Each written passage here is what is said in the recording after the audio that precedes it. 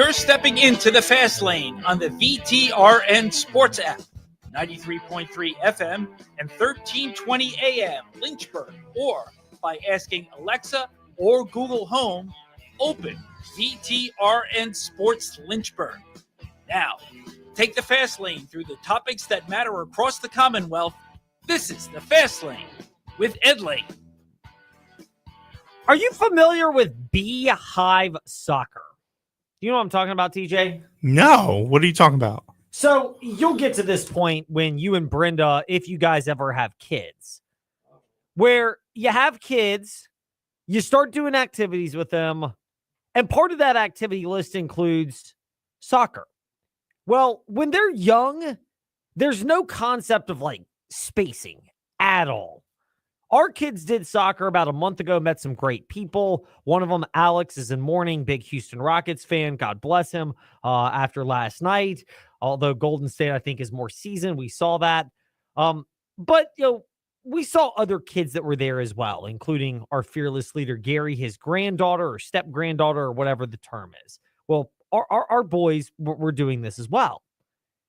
And there is zero space and pace concepts. The pace is wherever the ball is moving, we're going as fast as we can. And it's like a beehive. Every child is gathered around the ball. I promise there's a payoff, by the way, to the weekend in sports to this. Then the kids that are our age are like, 5, 6, 7-ish. Well, give it a couple of years and you advance. Maybe you're into like travel soccer. I mean, look, if our kids want to do that, great. If they initiate it, fantastic. Otherwise, I am not pushing that on them because I'm probably too close to the sun on this. I've seen so many parents who think that if that happens, it's going to increase the odds of your child being a D1 athlete. And it might help, but some of that is just the genetic lottery. God gave you something that he didn't give somebody else. Like, you've probably seen enough sports like I have, TJ, to know that. Have you seen D1 talent out of high school in basketball or football as an example? Have I seen D1 talent? Like, have you seen guys in high school that went on to go play at the Division I Yes. level? I watched Brandon Ingram play. Fair enough. Yes. Many in our area. Juan Thornhill for Alta Vista, the Edmonds brothers for Dan River. I don't know if he'll go pro, but Gideon Davidson, the running back from LCA, among the many examples that are out there. Most of those people, I'm going to use air quotes for those that are watching at Fastlane, Ed Lane, or VTRN Sports on Facebook Live and YouTube. Most of them pop in a way that normal people just don't. Like, you can try as hard as you want, but if you're 5'9" versus 6'3", it just is what it is. Unless it's like cross country, and even then, a lot of those kids are fairly tall. Like, there's some genetic lottery involvement that goes into this. But the further up you go in the youth soccer sphere, from Beehive Soccer, 5, 6, 7 years old, to 10 and under, 12 and under travel soccer, there's an exponential difference. Where we're going in the fast lane today is NASCAR at Texas yesterday. NASCAR at Texas for the longest time when it comes to racing is Beehive Soccer. Now, Beehive Soccer is cute when it's like my sons or your sons or daughters or whomever it might be. But it's not exactly what you expect when you're watching higher level athletics. Great at a young age, got to get introduced. Well, for the longest time, Texas was Beehive Racing. Yesterday, it was better. I'll use better also in air quotes for those that are watching at Fastlane, Ed Lane, and VTRN Sports and Facebook Live on YouTube. I was wondering how this conversation with Brian Nolan was going to play in today. So Brian Nolan brought up the idea of Texas being back. First of all, back from what?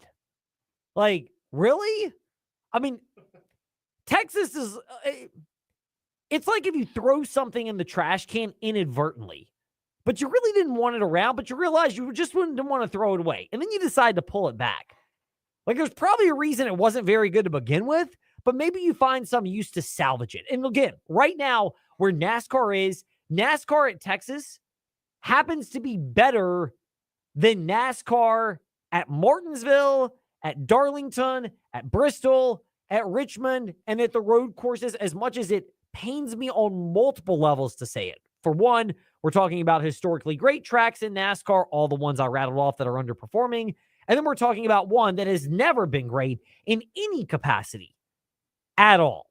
It's not even like your team, the Dallas Cowboys. It's looking a little bit like those Dallas Cowboys is peaking in the 90s. Because there has never been a good peak of Texas. But what we saw yesterday, I will at least say, relatively speaking, again, relatively speaking, is better than what we've seen before. Sure, there's not a lot of passing. Sure, if you try to take a second groove, as we saw on restarts, you're not going to get very far. You're just not going to produce. But inevitably, you at least had different strategies play out over the course of the race. Different drivers had different philosophies and approaches, and it made for a compelling enough product at the end. Like Kyle Larson? Kyle Larson fading, yes, that's part of it. He was the dominant car yesterday, but faded over the back half. Joey Logano gets the win. I tend to believe if Ross Chastain or Carson Hocevar got the victory, this race would be viewed a lot differently, even though the quality of racing wasn't really that different, just because it would have produced a surprise winner. And okay, Joey Logano was not one of the betting favorites, but he's a multi-time NASCAR champion. He's coming off a NASCAR championship. Even though he hasn't won this year and hadn't even had a top 5, nobody's shocked when he figures out how to get to victory lane. But when you're talking about the overall quality of the product in Texas, that's where I sit there and go, you know what? It's good, but it's good because it's better than what it was. So it's like soccer. 10 and under soccer and 12 and under soccer is better because it's not beehive soccer. I'm not talking about the cuteness of your kids. I'm talking about the aesthetic beauty of how the game was intended to be played. But it's nowhere close to what varsity soccer in high school is, college soccer, or any level of professional soccer. And that's where Texas is. It's better because of what it used to be and what other NASCAR races have failed to produce, but it's not better because it's actually that good of a product. And if anything, I give it a strike against Texas in this regard. The one thing about this NASCAR car that we've seen is that it actually is supposed to race well on the 1.5 to 2 mile tracks. And I don't put Atlanta in there because it's 1.5 miles, but they've got the tapered spacers. I could put Atlanta closer to Daytona and Talladega than I do a traditional 1.5 to 2 mile track.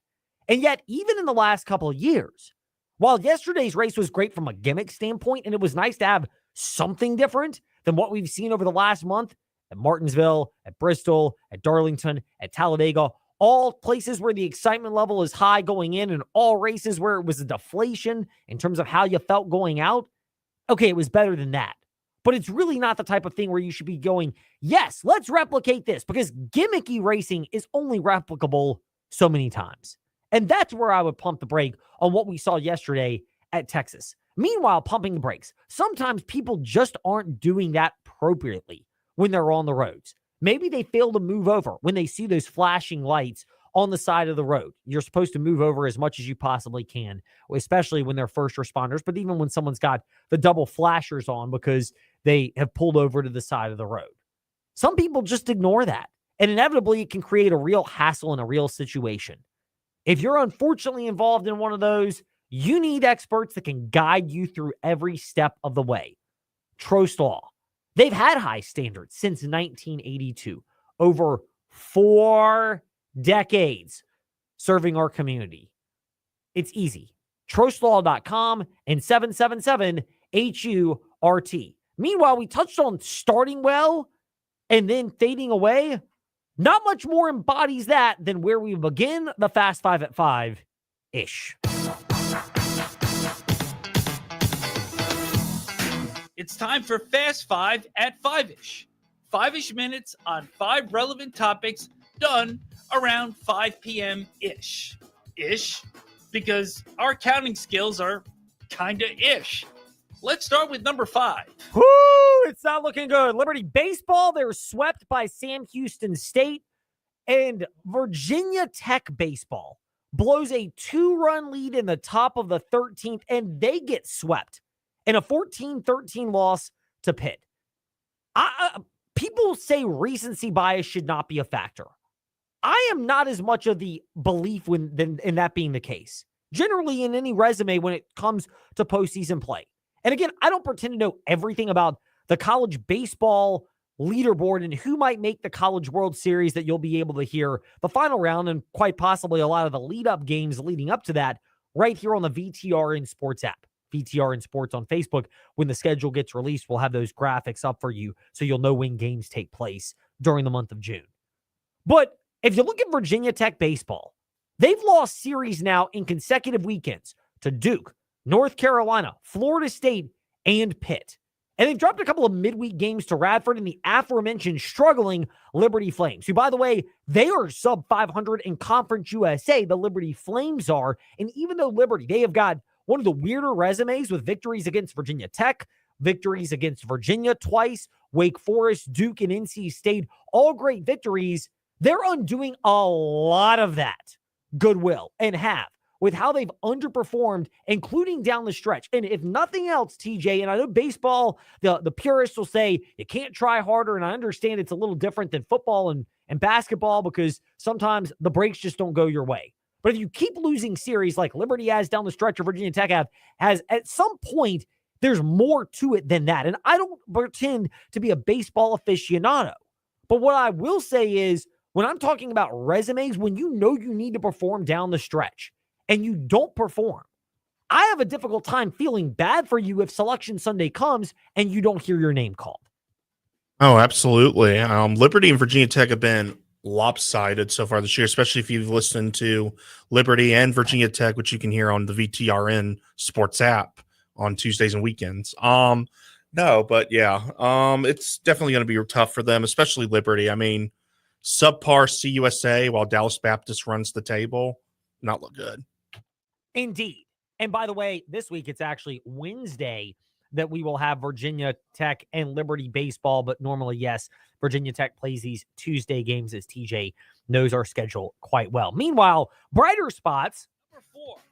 Liberty women's lacrosse ASUN championships. They will face ASUN champions, 12-7. They will face number 8 seed Johns Hopkins in the first round. Liberty bested Coastal Carolina on Saturday afternoon to receive the first ever ASUN crown. They are still in that conference because CUSA does not have women's lacrosse, in case you're wondering how that happens. My one thing about this is I will bring up what Liberty did and how well they performed. It is worth acknowledging. But I will say this, when it comes to lacrosse, I wish women's lacrosse was much more free-flowing than men's lacrosse. It would be easier to follow. Obviously, baseball and softball have their differences. Baseball, there's grass or turf. On the infield, softball, it's all dirt. Baseball, there's actually a mound. Softball, there's a pitcher's circle. There's some other nuances. Shorter field in softball because the ball is bigger and heavier. Baseball, it's wider. Ball is more tightly wound, and guys can just blast the baseball. So there are some nuances there. But there's enough similarity for the casual fan.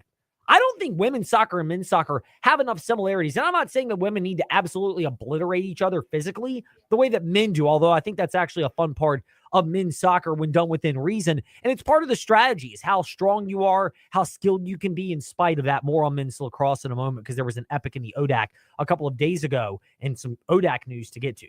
But for women's lacrosse, that's the one thing I'd say about Liberty women's lacrosse is if the sport would open itself up more in terms of the quality of play, you get a better ability to adapt and appreciate what you've seen going forward. That's where for Liberty women's lacrosse, it's worth acknowledging, but I think there are limitations on how much fans can relate and appreciate it just because the difference between the men's and the women's game. And real quickly, Liberty women's lacrosse has been down the whole 2 years, and they're at the top of their game right now, so continue to support them. Speaking of lacrosse, by the way, boy, what an epic that was for lacrosse this past weekend in the ODAC championship. You knew it would be because Lynchburg got that victory over Washington and Lee in the regular season matchup, 19-18. These teams traditionally play hard. They, along with Hampton-Sydney and Roanoke, are traditionally in the ODAC's Final Four. Not all of them every year, but those are teams that are routinely in the Final Four. And Washington and Lee and Lynchburg are the two programs that have routinely made the ODAC championship game. And even the loser often earns an at-large bid to the NCAA Division III lacrosse tournament. Washington and Lee in prior years. This year, I would think Lynchburg has a very compelling case to make it as well. And they played to an epic one, 14-13 in overtime. It's one of those where, even when you get a couple goal advantage, there's certain matches where when you get a little bit of an advantage, you never feel like it's really as big of an advantage as it is. There's going to be a yin back to the yang. I don't know if there's quite the level of animosity. I can't speak to that, but kind of Steelers-Ravens-esque in the sense that even when a team generally gets ahead, playoff game between Baltimore and Pittsburgh this past year notwithstanding, usually they're really close, tightly contested games regularly, and there's a long history of that. Washington and Lee winning the rematch, but I mean, both of these teams are there, and I think that game, here's a betting lesson for you.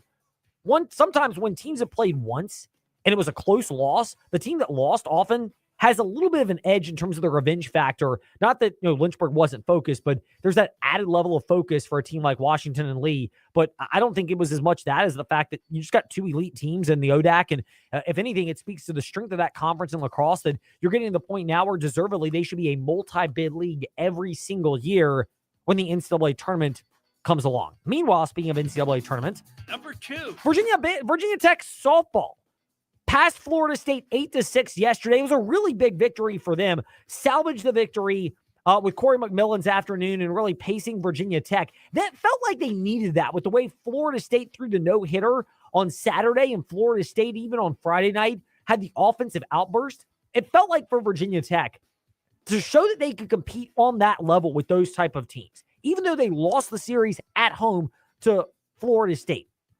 That, to me, is still a positive sign for Virginia Tech that, okay, you've had a couple of bad games. Is there enough to rally, or are you going to get swept and you're going to show that you're just further behind Florida State? I don't dispute Pete Demore, softball coach at Virginia Tech, who has come out and said that this is the type of Florida State is, a type of team that has real serious potential to do real damage in the Women's College World Series, which, by the way, you'll also be able to hear that championship final right here on the VTR and Sports app. I wouldn't be shocked if Florida State's in there. I'm not saying Virginia Tech's on that level, but you needed something because of how, again, momentum against a team like that can be fleeting. Even though you lose the series, you grab one and you go, okay, now we can at least find a way to hang in there and compete against a team like that. Meanwhile, number 1, softball. Following the league's final regular season games, the Conference USA Softball Championship is set. To the surprise of nobody, the Liberty Lady Flames, with their Conference USA Championship clinching series last weekend at home. They are the number 1 seed along with number 2 seed Western Kentucky. They will both get buys. Here's why you wouldn't sleep on Western Kentucky when this tournament begins. Although they both have buys, they will not be playing when it begins this Thursday, May 8th. It is in Bowling Green at Western Kentucky's softball complex. They rotate this thing around, so it's not like they're out to get Liberty, despite the fact that some people might think they are. Let's calm down. Let's not jump off the mountain over there. But Liberty should still win this. I'll put it this way, though. I actually think it's a blessing in disguise for Liberty.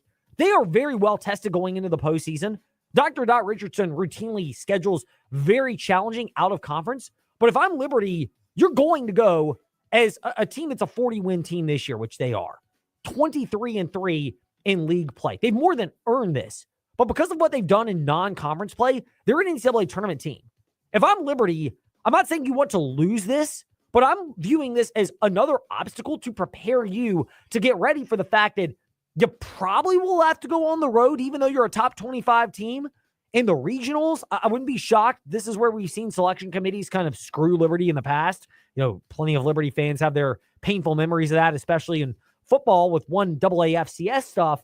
But if that's the case, but certainly for a super regional as well, I'd be shocked if Liberty's at home in a super regional. The idea of having to go on the road to that type of environment, I think it's a good thing for Liberty, even though you're the better team than Western Kentucky and deserving of being the number 1 seed. If I'm Dr. Dot Richardson, knowing that they're pretty well, I'm going to knock on wood for them, but pretty well certain to be in the NCAA tournament, you love to play at home. You love to win it in front of your home fans. I get that. But I'd love, for the sake of your postseason outlook, if I'm Liberty softball, to actually be on the road and gain something more on that. We will, by the way, connect with Dr. Dot Richardson. Often we get her around this time of year. We're going to wait until maybe after the season, or certainly the NCAA tournament brackets are announced for women's softball, because she's a good enough interview that I'd rather have a chance to go full in depth when we get a chance to do that. Meanwhile, we will go in depth on these teams and these topics in covering the Commonwealth. And if you're wondering what in the world is going on, by the way, with other storylines like Sharon Moore, the convenient suspension at Michigan, boy, that's a laugher, or Donald Trump's potential executive order for NIL, or his announcement with the Washington Commanders. By the way, Trey will have more on that announcement with Lake Lewis tomorrow in the morning warm-up from 7 to 8 a.m. right here on the VTRN Sports app. But we'll have our thoughts on that tomorrow. Wanted to get to kind of the local weekend stories, what happened on the surfaces this weekend. We'll step back for bigger picture stuff tomorrow in the Fast Lane, but that'll come well after our covering the Commonwealth segments next, where we discuss your teams and topics right here in the Fast Lane. When shopping for auto insurance, it's worth paying a little bit more for strong coverage against uninsured drivers. That way, if you're on the wrong end of an accident, you and your family are protected from drivers with little to no insurance. Hi, I'm Randy Trost with Trost Law. Just a friendly reminder that saying yes to a strong policy with higher uninsured motorist coverage limits is a small investment that you can make to protect you and your family against a big headache. If you've been injured in a motor vehicle accident, call us at 777-HURT or visit trostlaw.com. We're here with Colt from We Fix Stupid Computers.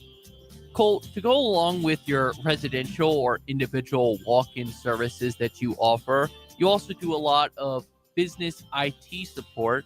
How about you discuss that, and what specifically do you do to help businesses in the area? We see a lot of that. Small to medium-sized businesses, they still have their IT projects. They still need resources to help them within their office and for remote users. And so we'll step in and fill in the gap where we do a lot of projects for them, help them manage their resources, their budgets, and get their technology under control. Colt, how can these people reach out to you to assess their IT needs? Call us. Our number is 434-525-8590. Our website, wefixstupidcomputers.com. We're on Facebook. And our office is here locally, 14690 Forest Road, right next to Scott's Cabinet on 221. Hi, Gary the Third here, and I'm excited to say spring has arrived at Gary's Garden Center with great plants and a great selection. Gary's has seasonal color flowers along with vegetables, 60-plus varieties of herbs, perennial flowers, and much more. With friendly service and great advice, we are always happy to answer your questions. Visit Gary's Garden Center at 794 Leesville Road for all your lawn and garden needs. Stop by, say hi, and take a look around. Pull up a seat and join our conversation. Around the Table with Vicki is my new local radio show and podcast discussing leadership, entrepreneurship, philanthropy, faith, and family. So obviously in entrepreneurship, there's a lot of challenges, that people only typically talk about all the great things, but there's also a lot of challenges that come with entrepreneurship and sacrifice and lessons learned. So what were some of the biggest challenges that you faced throughout business, and how did you overcome them? Good question. I think this sounds so crazy, but when you're young and you get a couple things in a row that work for you, you get this mentality that you can just accomplish whatever you put your mind to it. And there's a lot of truth to that. And, if you push yourself and, maybe you don't know everything, but you learn, you read, you surround yourself with folks that can help you get to that point, you just keep struggling. You get knocked back sometimes. You don't achieve your goal. Something doesn't happen in the time frame that you want. You just keep going. Mm-hmm. I know there was times where I always had these, I'm a goal-driven person where I make a list every night of what I want to do. And, you do. And, then you get to work and things happen and they don't get done. But you come home and say, I didn't get that on my list. So, yeah. but it helps me know what my focus is. Around the Table with Vicki, Saturdays at 10 a.m. on WIQO. Experience, reputation, growth. These are what make Brownstone Properties the area's most trusted property management company. With the recent addition of 15 new communities at Smith Mountain Lake, we have expanded our HOA portfolio to over 80 communities across the region. Combine these with over 2,500 residential units, and it's easy to see why our reputation and business continue to grow. Let our experience work for you. Visit us today at brownstoneproperties.com or 3720 Old Forest Road in Lynchburg. Hi, I'm Chuck from Aquatrack Adventures in Salem. The Virginia Talk Radio Network and InsaneRadioDeals.com have helped our company grow by sharing our company's message throughout Central and Southside Virginia. The gift cards and experiences sold on InsaneRadioDeals.com have brought us many new customers. If you're a business that wants to grow with a message that resonates and gets results, I highly recommend InsaneRadioDeals.com and the Virginia Talk Radio Network. Simply put, it works. Your next meal is a few clicks away at InsaneRadioDeals.com. Check out great $50 gift cards to the Yard on 5th Street, downtown Cairo, 801 Raw Bar on Church Street in downtown Lynchburg. All for $37.50 at InsaneRadioDeals.com. Plus $25 gift cards to Ballad Brewing. Plus a build your own dozen gift card to Duck Donut. All at InsaneRadioDeals.com. These deals are a steal, a few clicks away. InsaneRadioDeals.com. Head to Lynchburg-Hillcats.com to lock in your tickets for the Lynchburg Hillcats this season. Now here's VTR in Sports.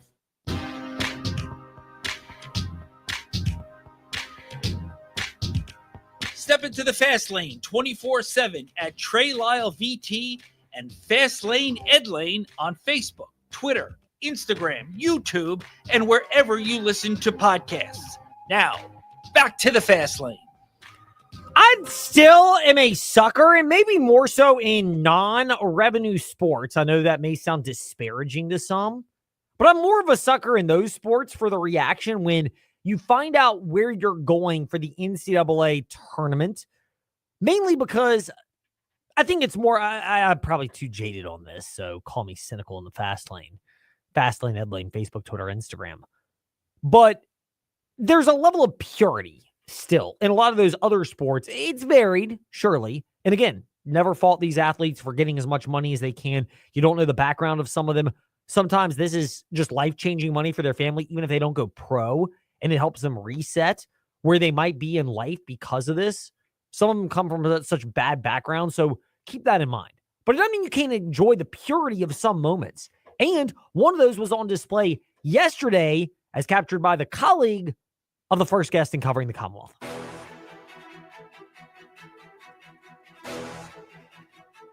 It's time for your teams and topics. Covering the Commonwealth, a look at teams and topics from around the Commonwealth.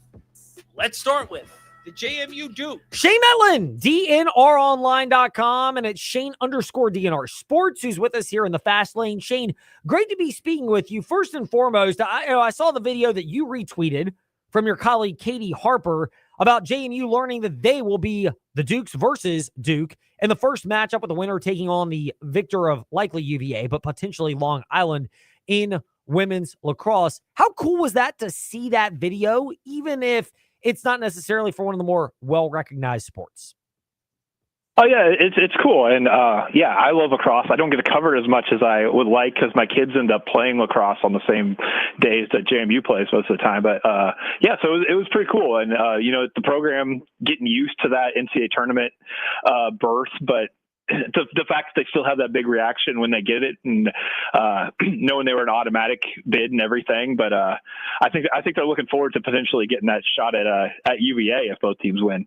Yeah, it'd be kind of cool. I mean, in-state rivalry, those type of things can generate excitement for a sport. I've opined that I'd love to see women's soccer. I don't even think this needs to be like mini NHL 90s where it's Rangers Devils beating the snot out of each other, but I'd like to see it opened up a little bit more than it's been in prior years. Am I off base, or would that do something, especially for a team like JMU where soccer or women's lacrosse is kind of on par with softball in the sense that they've had pretty good success in those particular spring sports?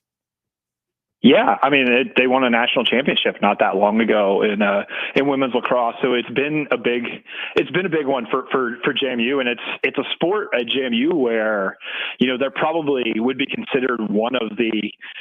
It's tough because of the conference affiliations, but you'd almost consider JMU one of the high majors in women's lacrosse. They're putting as many resources into that as probably all but maybe 20 teams in the country, and are looking to be a national contender every year in that particular sport. Shane, pivoting over to the revenue-generating sport of football, two linebackers to the room for JMU. Drew Spinagati, if I'm mispronouncing his name, that's what you're here for, to correct me. And then one of the better names, not quite Michael Scott, of course, but Jaden Studio is still pretty cool to have at linebacker as well.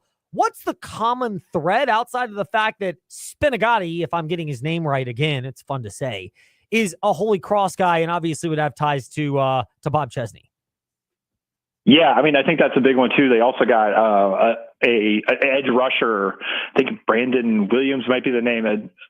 Pretty recently too from Holy Cross. So that continues to be a pretty big feeder for JMU for Bob Chesney, where he came there, and they don't have a grad school. So anybody who's still got eligibility left is looking for a place to go, and it'll have them end up playing for Bob Chesney for another year. So that's kind of how that's worked. But yeah, to go back to Spinagati and Studio, they needed to add depth at linebacker. That's one area where been discussed since the end of spring ball, where the ones looked pretty good at linebacker, but there wasn't a ton of depth at that position, and they've added that and some guys who I think will probably challenge for getting snaps. Shane, we'll table the point that you made on the Purple and Bold podcast about the improvements that could be made in baseball for a different time. There are some bigger picture parts to this as well for another time, because we had to get the football question in today. So we're going to tease that, and thank you for your time today in the Fast Lane. Yeah, thanks, Ed. With JerryRatcliffe.com founder and contributor Jerry Hootie Ratcliffe. Hootie, Ugana Onyeso, 7-footer from Kansas State and Kentucky by way of the transfer portal. First of all, is this not the indicator of how different things are, that Virginia's getting a 2-time transfer and clearly somebody that they might not have been able to land in prior years, not just the Tony Bennett style, but maybe importantly, because when you're getting multi-time transfers, often there's we'll let Kenny Powers tell us, dollar bills, y'all, component involved. Yeah, price tags are usually part of the deal now, and I'm sure that was part of this deal as well. And Virginia apparently, I'll have the story up on my website within the next half an hour, or maybe sooner, is they're in it for another guy, another international big man, kid named, and I don't know how you pronounce this name because he's Belgian. I'm guessing it's T.S. D. Rider or D. Ritter, 6'8" power forward from Spain, who, like Grunlow, the German they got recently, is also a projected second-round NBA draft choice. So Virginia goes from practically no front court to possibly one of the most formidable front courts in the ACC if they land this guy. Hootie, with these three players in the front court, could you imagine trying to be either John Freeman, the play-by-play broadcaster, or the PA announcer? I mean, there's a lot of mispronunciations that might pop up. But, by the way, if you mispronounce it, we are not going to hold it against you. Yeah, I hope not, because I'm not that familiar with some of these international pronunciations, for sure. You and me both, Hootie. Meanwhile, speaking of transfers and how remarkable it is, New Mexico State safety, DeMarcus Crosby, familiar to some in our backyard because he played against Liberty last year, of course. Yeah. 29th player in the transfer portal from the University of Virginia. And they've been all over the place. Are you even at the point now where you got an idea of which unit has been the most upgraded? Or do we still need to see, I know the public won't see a lot of this, but we need to get through a chunk of fall camp to maybe have an idea on where these players are actually making gains? I think we'll have to see them in camp, Ed, because there's just so many of them. And, we've seen in the past, some of these transfers come in and are just automatic standouts. And some of these guys just kind of fade into those because they weren't as good as advertised. So we'll just have to wait and see. But the thing that's impressive is that they have apparently addressed the needs of every position that they didn't have much depth at. Offensive line, secondary, wide receiver, along the defensive front. It looks like to me that heading into this season, Virginia has no excuses. If they don't win, there's something wrong. Yes, there is. It's make or break given the investments that have been made on the football side of things. There is no investment needed, just your time to visit jerryratcliffe.com, as Jerry Ratcliffe has been hanging out with us today here in the Fast Lane. Hootie, we'll wrap it up on this one, and we greatly appreciate your time pivoting over. More remarkable of Olympic sports for Virginia this year. Golf, the fact that this was finally their first ACC title, despite the fact they've turned out a number of high-level golfers, or softball. I know it's the number 7 seed is not necessarily the biggest splash, but they're a top 25 team when just a couple of years ago, this was one of the lower end programs in UVA athletics. Yeah, she's done a remarkable job the last 2 seasons turning that program around. And I think she's had some help with adding some quality people to her coaching staff. And I'm so happy for Bowen Sargent and the men's golf team. He's come so close so many times over the years. I think he's been there for over 20 years now, and it's been pursuing this, and it's like Captain Ahab and the white whale. He just couldn't land it, and now he finally has. And he's got a pretty deep team. I wouldn't be surprised if they did some damage in the NCAA, because they won that tournament with Ben James not having his best weekend, and that just goes and shows the depth that they have on that team. For as much as we've seen more at Virginia Tech and Liberty, but to an extent at Virginia, underwhelming baseball action, softball has been fantastic, and even golf has been a real great story for Virginia and Liberty this year. Hootie has weighed in on all of that at jerryratcliffe.com. Jerry, thank you for your time as always. We love catching up with you in the Fast Lane. Absolutely. We'll see you soon. Virginia Tech Hokies. Speaking of the Virginia Tech Hokies and underwhelming, all right, David, are we at panic time for Virginia Tech baseball and their NCAA tournament outlook, getting swept at Pitt and coming off of now basically a month and change where they've lost weekend series to Duke, North Carolina, and Florida State before that, not to mention some underwhelming midweek games too? Yeah, I think it's time to push the panic button a little bit, Ed. I mean, their NCAA tournament hopes not looking good at all. I think the Hokies are going to have to do some damage in the ACC tournament if they really want to make have an opportunity to make the postseason. You know, the tough part is they had to go up to Pittsburgh and win 1, if not 2 games, win the series maybe, and show that they're not free falling, because that's what it feels like. They are a talented team that is dealing with a bunch of injuries. You name it. It's probably happened to the Hokies this year. They've got so many injuries across the board, but at the same time, they haven't been able to close out games.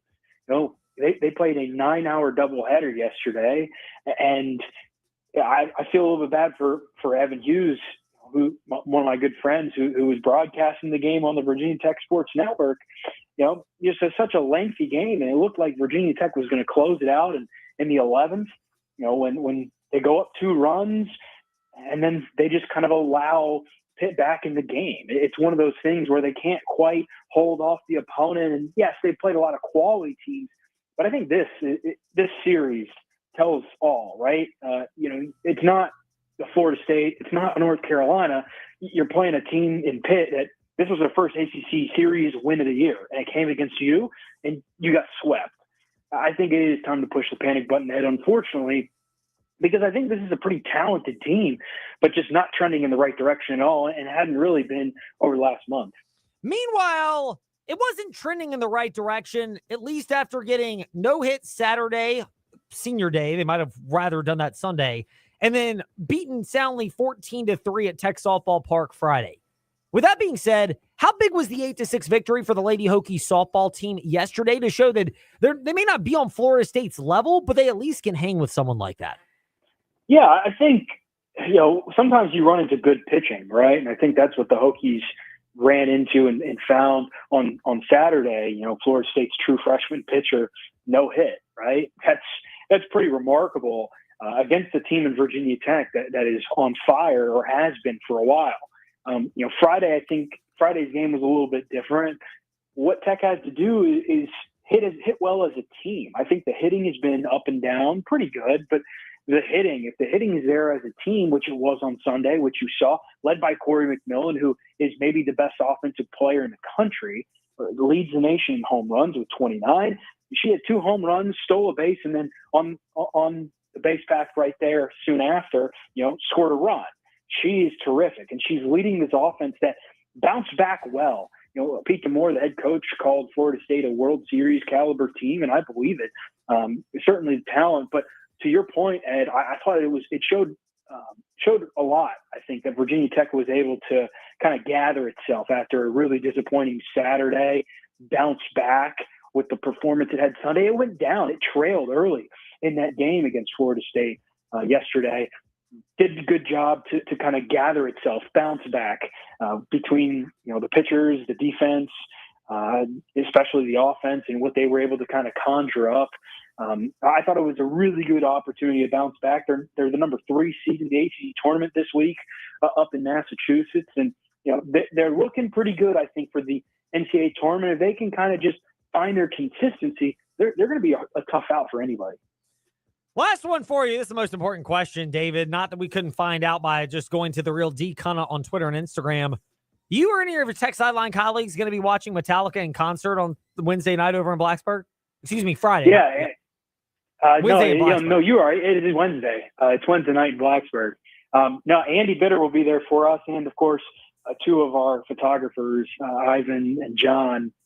They'll both be in attendance. I will not be there. I will be at my apartment probably in Christiansburg, or maybe I'll go tailgate around there. I don't know. It's going to be a mess, Ed. We're talking like 70, 80,000 people coming in town, probably more than a football game. Traffic's going to be a mess, but it's going to be a kind of a once-in-a-lifetime event, and Andy will be there chronicling for us. Well, have fun watching it or watching people deal with traffic over there. Just get out of the way before the game is over or before the concert's over and everyone exits Virginia Tech, because it might not be fun traffic-wise. Clearly, I'm not going either. So, look, I don't know. Maybe I'm too close to the sun. I've seen enough Inner Sandmans from field level that, as cool as that is, I don't need to see it in concert on top of that. Well, it will be cool. The tough part is it's going to be hard for people to leave the concert early, Ed, because it's likely that Enter Sandman will be the very last song of the night. So it makes it a little bit tough to sneak out of there. That's a smart strategy. If I'm selling alcohol or whatever they sell for food and beverage, I would definitely want that. David, we want your insight, so we go to techsideline.com. We appreciate that time today in the Fast Lane. Appreciate it, Ed. Talk to you soon. Indeed. David Cunningham with us here. By the way, we were at the Thrive LYH Health and Wellness Expo this past Saturday after the Freedom 424 5K. Trey, by the way, didn't give a shout out to Isaiah, who beat me by 4 seconds in the 5K. Isaiah is the one who gets the shout out today. I will throw Tyler Schmidt, the guy's name who finished in 3rd. He was on my heels for a bunch of that race and consistently is there as well and deserves a shout out. Missed seeing my main man, Jeff Harrington. He wasn't there for this one. But anyway, after the event, we did some cool video stuff with some of the vendors at the Thrive LYH Health and Wellness Expo. We showed one of them, her name's Mary Catherine, and she is a personal trainer, and she was doing a class, and she is a Virginia Tech alum. And I asked her, and she said she is going to see Metallica in concert. She is not a metal fan, but she just has to do it for once in her lifetime. And I mean, that's dedication right there, because look, I'm not a metal guy, and again, like I said, I know this sounds kind of braggadocious. I've seen some Inner Sandmans before from field level and experienced that a number of times around the tunnel. I'm good. We're good. Oh, man. I'd love to go see Metallica. I don't think we'll ever see them at the Super Bowl display, unfortunately. No, I don't think we'll see them there, and I don't think they'll be in Blacksburg. If you're a Tech fan and you've got a ticket to this, enjoy it. Just please do so responsibly so you don't have to call Trost Law afterwards because you found yourself on the wrong end of an auto situation, if you know what I mean. Have a designated driver and a driving plan instead. Meanwhile, when we return to the Fast Lane, our plan is to continue covering the Commonwealth. Speaking of Liberty University, we will chat with and about, by the way, indoor track, John Manson of SeaofRed.com next in the Fast Lane.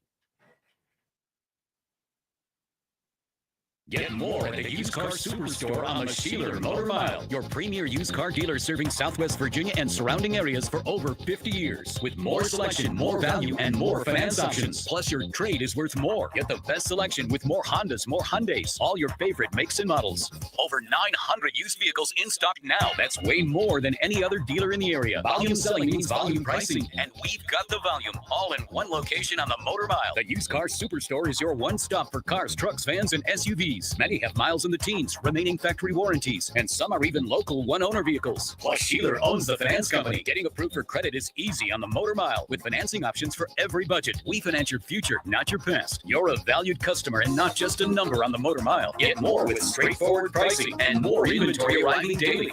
Over 900 vehicles on the lot ready to choose from. The Used Car Superstore on the Sheeler Motor Mile. I-81 exit 118C in Christiansburg. Call 866-SHEELER1. Always open at Sheeler.com. Hi, Gary the Third here, and I'm excited to say spring has arrived at Gary's Garden Center with great plants and a great selection. Gary's has seasonal color flowers along with vegetables, 60-plus varieties of herbs, perennial flowers, and much more. With friendly service and great advice, we are always happy to answer your questions. Visit Gary's Garden Center at 794 Leesville Road for all your lawn and garden needs. Stop by, say hi, and take a look around. Car insurance rates are rising rapidly. That's no secret. It's because the cost of medical care for those who are injured and the repair and replacement cost of damaged vehicles is skyrocketing. But what can you do about it? Hi, this is Judd Gardner with Gardner Insurance Solutions in Lynchburg. We've been helping Central Virginia drivers purchase the coverage they need at affordable prices since 1993. Talk with us before you pay again. We represent numerous companies and have many cost-saving strategies. Gardner Insurance Solutions, 434-316-5433. Do you know what a cold climate heat pump is? They're a new generation of heat pumps from Tara Lee Mosley that provide substantially more heat than traditional heat pumps, even when it's 5 degrees outside. This means your electrical auxiliary heat runs less, saving you big time on your electric bill. And with the recent spikes in electric utility rates, that's crucial. Plus, these new heat pumps qualify you for a $2,000 federal tax credit. Contact Tara Lee Mosley for more info on the new cold climate heat pumps. The feel of the beach is perfect, relaxing with family and friends, bonding over memorable meals fresh from the seas. It's a beach experience, and it's in our backyard at 801 Raw Bar in downtown Lynchburg. They're family-owned and family-operated, bringing you that relaxing beach house vibe while you enjoy the freshest seafood from our region, including raw oysters, king crabs, and snow crab. Not really a seafood person? Try their fresh handcrafted burgers, subs, pizza, and salads. Step into the relaxing beach house vibe at 801 Raw Bar on Church Street in downtown Lynchburg. Hey, this is Virginia Tech analyst and former Hokies tight end Mike Burnham. You're listening to The Fast Lane with Ed Lane and Trey Lyle. Join the chat at Trey Lyle VT and Fast Lane Ed Lane on Facebook, Twitter, YouTube, and Instagram. Well, we shift over to more optimistic thing in spring sports to kick off part 2 of covering the Commonwealth.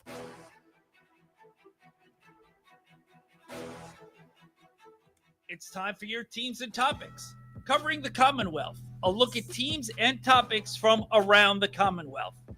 Let's start with the Liberty Flame. John Manson from AsiaRed.com with us here in the Fast Lane. John, we'll start off on the bright note first, and that is Liberty softball. We knew they were going to be the number 1 seed, but they officially were announced as the number 1 seed, joining Western Kentucky as the teams that will get buys in the Conference USA Softball Championship, which begins this Thursday over at Western Kentucky. I guess Bowling Green, Kentucky, to be technical about it. Liberty should. I know the history, and that's why I'm saying should, not will. Should get an at-large bid to the NCAA softball tournament regardless of what they do in this event. But if you're operating under that presumption, is it potentially a blessing in disguise that you might be in a high-leverage, high-pressure situation without real consequences, which could prepare you for what awaits for Liberty softball, which will be the NCAA tournament, where we've seen them come close, but not quite get over the hump of getting to a super regional? Yeah, Ed, I think that's correct, and I agree. I think Liberty is pretty much a lock to get an at-large in the softball tournament if they needed it. But obviously, you know, Coach Dot Richardson and that team's looking, they got their eyes set on bigger prizes and want to take care of business this week in Kentucky. But also, like, continue to play your best softball. I mean, they're coming off a 3-game sweep over the weekend to close out the regular season over FIU. All 3 games were shutouts, where Liberty's pitching completely dominated the Panthers and used 3 different starting pitchers. Paige Bachman led the way there, and Lana Escobar as well too, and Kaylin Yoder. And not many teams in Conference USA are going to have 3 arms as good and as balanced as Liberty's top 3 pitchers are, and that's something that can also bode well for them once they get into regional play. And if you can take care of business this week and win your second straight Conference USA tournament, perhaps you even get a better matchup as far as a better draw in the regional play, and maybe you're playing a team not like Virginia Tech, who's one of your top regional hosts probably this year, but get a team that's down around 12 to 16 range as far as national seeds go, and gives you a better chance to potentially pull off that upset. Great point from John Manson. And by the way, for clarity's sake, Liberty and Western Kentucky will play Thursday. They get the bye, so they do not play day 1 of the CUSA Softball Championships for the tournament. The 6-team tournament begins Wednesday, but Liberty will play on Thursday. Meanwhile, John, Liberty women's lacrosse, we don't touch on it a ton, but to win and they're still in the A-Sun because there is no women's lacrosse in Conference USA, but to win a conference tournament and punch their ticket, joining, by the way, JMU and Virginia as 3 Virginia area schools now that are in the women's lacrosse championship. How much of an accomplishment is this given the history of Dr. Dot and how much oxygen they've sucked up justifiably in terms of their success? Another cool story of Liberty women's sports and Liberty spring sports making a deeper postseason run. Yeah, first ever NCAA tournament appearance for Liberty women's lacrosse coming up, and they took care of business. Gotten to play the A-Sun semifinals and finals at home over the weekend, and were able to defeat Coastal Carolina in the championship game on Saturday, and that's probably a little, got a little bit of help from the Chanticleers in the semifinal round as they knocked off Jacksonville, which Jacksonville's kind of been the dominant force in A-Sun women's lacrosse and kind of the team standing between Liberty and a conference championship and NCAA tournament appearance the last few years. As it's been Liberty and Jacksonville meeting in the championship round most years, the past several years since Liberty made the move to the A-Sun in all sports, and obviously, like you mentioned, women's lacrosse stays there. So a huge accomplishment for the Flames, getting that first ever A-Sun championship in women's lacrosse and first ever NCAA tournament appearance, which they'll play Johns Hopkins on Friday afternoon in the first round of the NCAA tournament. John, to the lesser exciting developments, and that being Liberty baseball, they're swept by Sam Houston. How interesting of a season has it been, considering that this is a team that they've sputtered in Conference USA play down the stretch? They're below 500, but they have a litany of good non-conference matchups, which in any other year might be enough to buoy them, but maybe not this year. Yeah, if you would have told me that Liberty baseball, back, before the season started, that Liberty baseball and our first year head coach Bradley LaCroix was kind of struggling to qualify for the top 8 in a Conference USA baseball tournament, which starts here in a couple weeks at Liberty Baseball Stadium, I wouldn't have been shocked. Because he kind of took over for Scott Jackson late in the coaching cycle. As Jackson went back to North Carolina, and LaCroix basically didn't even have a roster. Had very few players remaining on the roster, and had to rebuild that roster from scratch. Like I said, late in the cycle, and portal was already open and active, and he was still at VCU when that all started. So he comes over. So to see them, struggling currently in 8th place in conference wouldn't really come as a shock, but it does come as a shock because of all the success the teams had in the midweek all season, and particularly against ACC teams. And, just this past week took care of business against Virginia Tech. I believe the final there was 13-4, kind of, dominated them and had a season high in hits. And then turn around this weekend and played at Sam Houston, who entered the weekend last place in Conference USA and had only had 3 wins in conference play all season. And they sweep the Flames, and Liberty failed to, they only scored 2 runs the last 18 innings, last 2 games they played against Sam Houston. So to go from what they did in the midweek against Virginia Tech to what they did over the weekend against Sam Houston, and now, I think we talked about a couple weeks back, I wasn't too concerned about Liberty not making a tournament, but now they're, just 1 game ahead of Sam Houston, who obviously holds that head-to-head tiebreaker against the Flames with 2 series left. And, Sam Houston's playing the team who's now in last place, Middle Tennessee, this weekend. So if they can win that series, they can continue to inch closer towards the Flames, who are kind of having to sweat it out here the last 2 weeks trying to, qualify for the CUSA baseball tournament. John, we are going to tease something because we don't have time to get to it today in the fast lane, but there's a cool story behind this. You guys did your 5 most impactful athletes in Liberty history, and number 1 may have been a surprise to some. I won't say who it is because people need to check out A Sea of Red and JC Manson on Twitter, where you throw these dialogues up, but we will save that for another time, potentially our next discussion, because it is a pretty cool list. And yes, there's one on there that I've got a pretty cool story to share as well. Yeah, no, it was a lot of fun, and be happy to talk about that some this summer, I'm sure, when things are a little bit quieter on the playing fields, sports-wise. But yeah, that list did come from ChatGPT, so it wasn't something that we came up on our own. It was based on AI-generated top 5 Liberty athletes all time, but be happy to dive into that a little bit more later. Well, we will. And you kind of read my mind about the timeline on the sports calendar. I was trying to be the professional sports media person to not say it out loud, but I mean, who are we really kidding here? Once we get to mid-June, we'll be waiting until football season starts, and we'll have 6 weeks worth of content to get creative on, including maybe another longer form chat with you that we'll go ahead and throw it out there now so that you can get ready for it.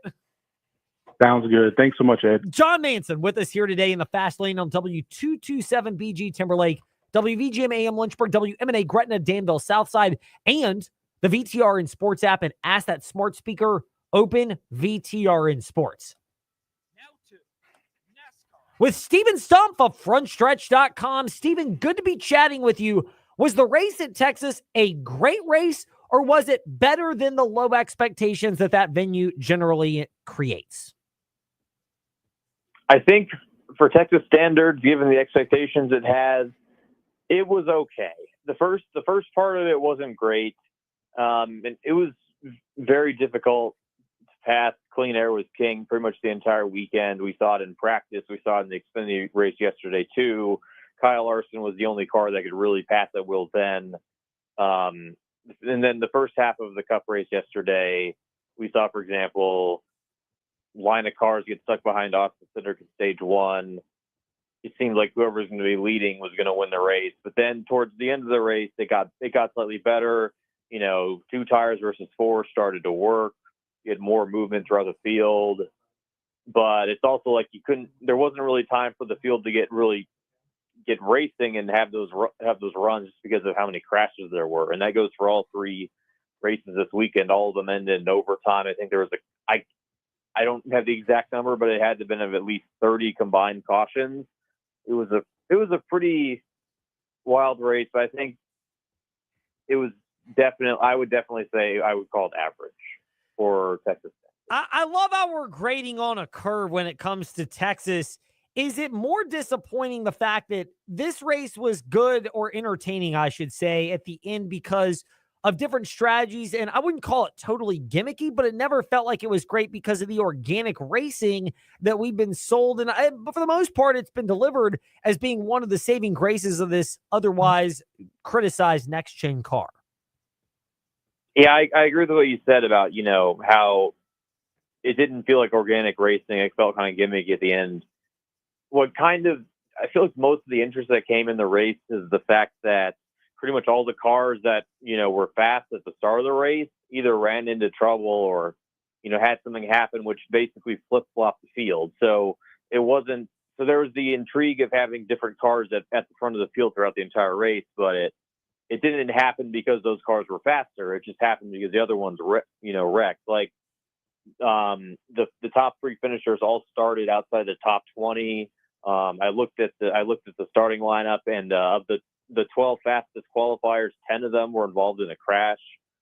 So again, I guess the race did have some intrigue, but it wasn't because of the racing. And, you know, having a bunch of crashes is a Band-Aid, to fixing the problems of this car. The goal ultimately should be having an intriguing race because of the racing and not a circumstance outside of its control. So, Stephen, we will pivot off of that to the next question, which is NASCAR heading to Kansas this coming weekend. This was arguably the best race of last year, this spring race at Kansas. Do you anticipate it will deliver once again? I think it will, but I think it absolutely needs to deliver. Otherwise, I think even if Kansas is good, I think there's still just a serious problem. I mean, again, Texas was okay, but the fact that we had Bristol, Martinsville, Talladega, Darlington all flat on their faces and the races ended up being duds is concerning, considering just how even 4 years ago in 2021, those were the bread and butter tracks. Those were the races that had a guaranteed, great day, going into it, and everyone knew it. So Kansas needs to be good, because otherwise it would be another disappointing race in a season that's largely it was largely been a disappointing season so far. Great perspective. More of it's at Steven_Stumpf on Twitter and Instagram and frontstretch.com. Steven, good to have you in the fast lane. Thank you once again for your insight. We always love catching up. Yeah, always great to be here, and I will be at Kansas next week too to provide all the info on what happens then. We look forward to it. Steven Stumpf with us here in the fast lane.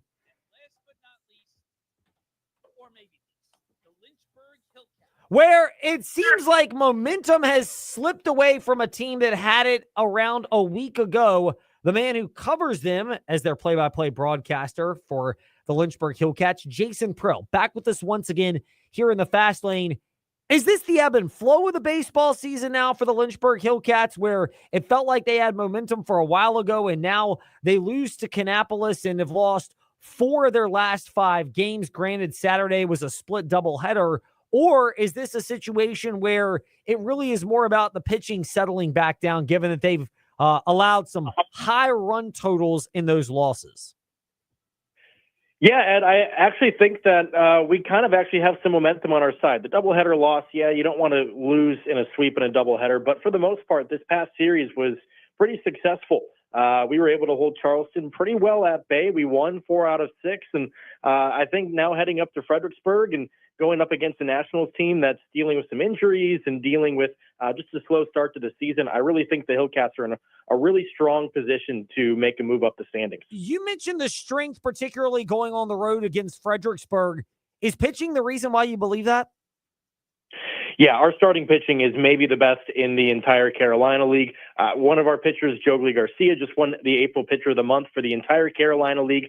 And we have 3 or 4 other guys that probably could have been up for the award if he had not had a sub-1 ERA for 4 out of 5 of his starts in the month of April. So I really think our starting pitching is what carries us. And all our lineup has needed to do is just get aboard and work a couple guys over and put a couple runs in. There's going to be a couple blow-up games here or there, but if you're winning 4 or 5 games a week, you're going to be in pretty good shape. That's the key to success. We'll find out how it goes for the Lynchburg Hillcats as their broadcaster, Jason Prill, with us in the fast lane. Jason, good to be chatting with you. Thank you for your time today. We'll we hope you enjoy a week without broadcasting to get ready for the return next Tuesday. Oh, Ed, I'm going to enjoy these off days quite nicely. I appreciate it. Jason Prill with us here in the fast lane. And that does it for us today. Tomorrow, we'll touch on local sports, high school with Ben Cates of newsadvance.com, plus a little Stanley Cup playoffs and some stories that might invoke this. Yeah. I'm going to have to go ahead and sort of disagree with you there. Office Space, all-time classic movie. We'll explain why that's relevant tomorrow in the fast lane. In the meantime, on to Make It Rain with Adam Shine here on the VTRN Sports app. signature night-night symbol because he put the Rockets and their season to bed.